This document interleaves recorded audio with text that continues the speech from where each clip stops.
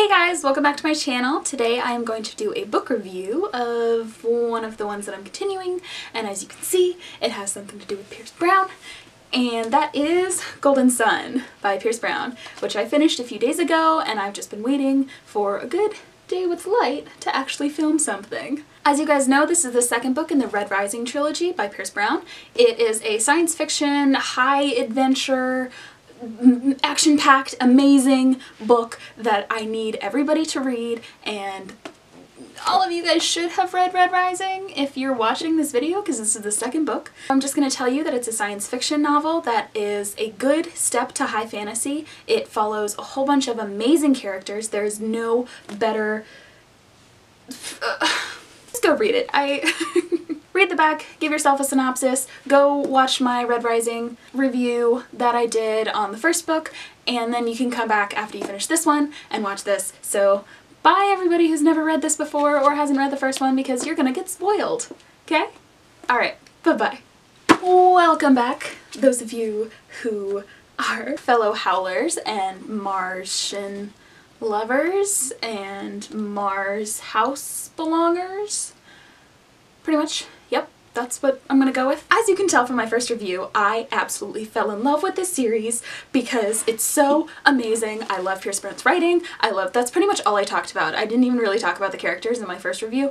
I just talked about his writing and how amazing he is. And so all I'm gonna say right now for the continuation is that I still am in love with his writing, how fluid, he's always talking like he's giving a speech, and I absolutely love it, and the way that he uses Latin. Those of you guys who have liked books probably liked books in high school. I went through AP English and my teacher had us read literally everything, and so I'm able to understand and like get all of the little nuances that he puts in there, like Icarus and some mentions of the Iliad and everything, and I can get all of those tiny little like Easter eggs that he leaves in the synopsis, and like it has a deeper meaning of something that is just so good, you guys. And I haven't even started the third one, but I'm going to tell you, this is my favorite series of the year. I don't care what else comes out next. I don't care. This is, there are no words. That's the level that I'm at right now. And so now I'm going to get into it. We continue with Darrow after he has become a Lancer to Nero Augustus. First of all, sorry, another side view. Pierce Brown has amazing names. Like, I am obsessed with good names, and I love like just making them up, sometimes just like slamming on the keyboard and trying to see what letters come up and make sense. But all of these are names that just are so fluid and beautiful, and then also you can shout them at the top of your voice in a battlefield, no matter what. So you have Darrow au Andromedus, Victra au Julii, Lorne au Arcos, Adrius au Augustus, Severo au Barco, Fitchner, I mean, Fitchner. You don't really want to shout that, but again, he is freaking Aries! We'll get to that in a little bit. Okay, continuing. Sorry for that little sidebar. I might shout them throughout the video. So we're following Darrow as he is just dropped into this pit viper nest of golds, and he is the Lancer, so like the right-hand person of the man who killed his wife, who killed Io, and is in love with his daughter, and oh my gosh, it's so like twisted but beautiful, and just the way that they write, the way that it's written, his character is so deep, and like he's having this turmoil of who he can trust and what he's gonna do, and who he can love, and is it possible to love two people, and he had to go and ask his mom that, and his mom knew who he was, and obviously we go and he's in a really high point of society. He's become the primus of the institute and graduated top of his class, got his first like job right out of it at the highest point, and then goes to the academy. I really appreciate how Pierce Brown skips time but doesn't lack in detail. In a lot of books, sometimes we have those really intense action sequences, or if an author doesn't really feel like writing it or doesn't feel that they can kind of portray it as well, you kind of just skip to the end. Or they're just like, we're going into this huge battle, and then it goes the next day, and then they just say like that battle was this, like these people died, or they're like trying to recover from it, and you just lose all of that action and all of that intrigue and like performance that the characters can have. And, you know, something incredible could have happened during that battle and we don't get to hear about it because the author just didn't write it. And we skip like 3 years while he is in Nero's care as like his kind of second in command, because they have the first Lancer, and you don't really miss a lot because there's so much going on. He goes to the academy and he goes right to the like biggest battle at the end where he is fighting Cassius's brother Carnus, and he loses. And that's another thing. Like, you're just, oh, well, he did great. Like, obviously they had strife and stuff when they were going through the Institute, and he goes and he, like, wins everything because he's going to be the rebellion leader. He was red and now he's gold, but he's the best of the gold, and he is the Reaper. And so he's just conquered everything. And then he falls into disaster and kind of loses everything that he built. And he's trying to do this for the rebellion. It's bigger than he is. But he falls just so to the bottom, to the rock bottom of like below a red, and then can have to build himself up. And that is the beauty of this book. And I just can't even fathom what goes on in Pierce Brown's brain to create all of this character development and all of these arcs of every single different character, because we love every one of them and have just a deep understanding of who they are. So the same with side characters as we've developed more of the authors and more of like YA books, moving to a point in which we love all of these different characters, such as Sarah J. Maas, how we have the Inner Circle and Aylin's Court, and so you have like 5 or 6 different characters that we can follow and still love and still understand, and like seeing all of these dimensionalities instead of just one main character that we're following. Virginia Augustus. At first it was a little bit hard to keep track of just because we do have so many, and so many people die, and then you have to figure out like who does what and what are they doing, are they related, where's this like, there's a blood feud and somebody else has a feud, and there's just like whether they're a gold or they're an iron gold or a pixie or a copper, and all of these things happen. But it is just so wonderfully told. And speaking of just really good side characters, I love Severo. Severo, just every time I hear it, I think of Severus, and then I think of Snape, and then I think of Alan Rickman, and I don't know why, just that's what goes on in my brain. But he is so hilarious, and I love that he's just kind of the like quirky, weird, like snake in the grass that is so freaking loyal though, and he's half red. Oh my gosh. Okay. So onto Aries. I accidentally spoiled myself for this. So I was on Pinterest, which obviously you shouldn't do until you've finished a series. Warning for you fellow readers out there. You shouldn't Pinterest things until you've finished a series, because obviously they're not gonna safe search like, oh, she hasn't read the second book, we're not gonna put characters or anything from there.